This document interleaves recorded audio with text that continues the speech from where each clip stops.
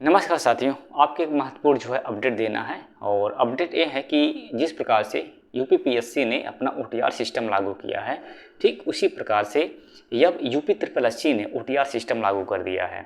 अब जब आप पेट 2026 का फॉर्म भरेंगे, उससे पहले आपको ओटीआर करना होगा। और ओटीआर होता क्या है? ओटीआर का full form one time registration होता है। वन टाइम रजिस्ट्रेशन होता है और ये पूरी तरीके से निःशुल्क है। जब आप फॉर्म इसका भरेंगे, ओटीआर करेंगे, तो किसी प्रकार का इसमें शुल्क नहीं लिया जाता है। और इसमें आप अपना नाम भरेंगे अच्छे से, अपने पेरेंट्स का नाम, एड्रेस, क्वालिफिकेशन और फोटो सिग्नेचर, ये सारा डिटेल भरना होता है। जब ये भर देंगे तो आपको वन टाइम रजिस्ट्रेशन, एक रजिस्ट्रेशन नंबर मिलेगा। अब ये है कि इससे फ़ायदा ये है कि जब ओटीआर आप करा लेंगे, ओटीआर रजिस्ट्रेशन ले लेंगे, आगामी जो भी भर्ती है, जैसे मान लीजिए पेट का जो आएगा नोटिफिकेशन 2026 का, तो उसमें ओटीआर नंबर आप डालते ही आपका पूरा डिटेल आ जाएगा। बार बार डिटेल भरने की ज़रूरत नहीं पड़ेगा। इससे ये फ़ायदा है। तो इसमें भी ओटीआर लागू हो गया है और ओटीआर का रजिस्ट्रेशन आप कर सकते हैं। कल ही से शुरू हो गया, 14 तारीख से शुरू हो गया है। अपना ओटीआर आप लोग कर लीजिए, क्योंकि बिना ओटीआर किए यूपी ट्रिपल एससी पेट 2026 का फॉर्म नहीं भर पाएंगे। उससे पहले ओटीआर करना होगा। और जब ओटीआर सिस्टम लागू हो गया है और रजिस्ट्रेशन हो भी रहे हैं, तो 2026 पेट का नोटिफिकेशन बहुत जल्दी आने वाला है। कभी भी आपका नोटिफिकेशन आ सकता है।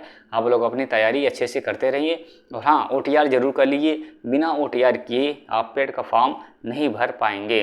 और जब आप फॉर्म भरिएगा, ओटीआर जब करिएगा, अपना अच्छे से भरना है, किसी प्रकार का कोई गलती ना हो। नाम, स्पेलिंग जो भी है उसको चेक कर लीजिए, जो आपका क्वालिफिकेशन है, उसके बाद रोल नंबर है, रजिस्ट्रेशन नंबर, जितने सारा आप डॉक्यूमेंट से जो भरेंगे ठीक से भरिएगा।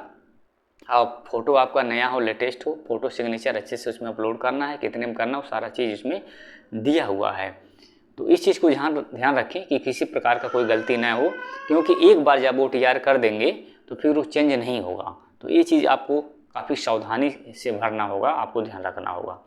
ठीक है, जब ओटीआर कर लेंगे, ओटीआर रजिस्ट्रेशन नंबर मिलेगा। फिर उसके बाद जब पेट का नोटिफिकेशन आएगा तो उसको आप पेट का फॉर्म भरेंगे।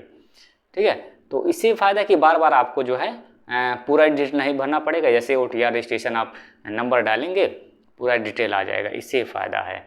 तो अच्छी पहल है ये। बार बार आपको पूरा डिटेल भरने से मुक्ति मिल जाएगा। और आप लोग अपना ओटीआर कर लीजिए। और पेट का नोटिफिकेशन बहुत जल्द आपको देखने को कभी भी मिल सकता है। कभी भी इस महीने में इसका जारी हो सकता है। और अच्छे से आप तैयारी करिए। पेट 2026 से बहुत सारी वैकेंसियां आने वाली हैं। कई सारी वैकेंसी आएंगी। आप अपनी पढ़ाई अच्छे से करते रहें। जो जनरल कंपटीशन जिसमें होता है उसका कट ऑफ कहीं हाई जाता है, इसलिए पेट का आपका टारगेट मैक्सिमम स्कोर प्राप्त करना ये भी होना चाहिए। हाँ, जैसे कुछ वैकेंसियों में स्पेशल क्वालिफिकेशन मांगा जाता है, उसमें उसका पेट का कट ऑफ कम जाता है मुख्य परीक्षा के लिए। लेकिन जो जनरल जिसमें मांगा जाता है योग्यता 12वीं या फिर ग्रेजुएशन, कहीं ना कहीं उसका कट ऑफ हाई जाता है। इसलिए आपका टारगेट मैक्सिमम नंबर पहले पेट की ही प्रायोरिटी होना चाहिए।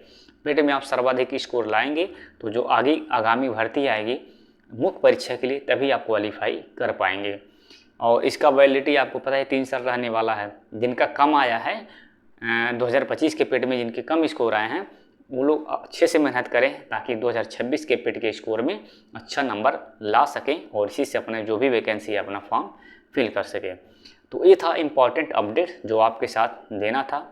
और आप लोग अपनी तैयारी जी जान से करते रहिए। दिन रात एक कर दीजिए।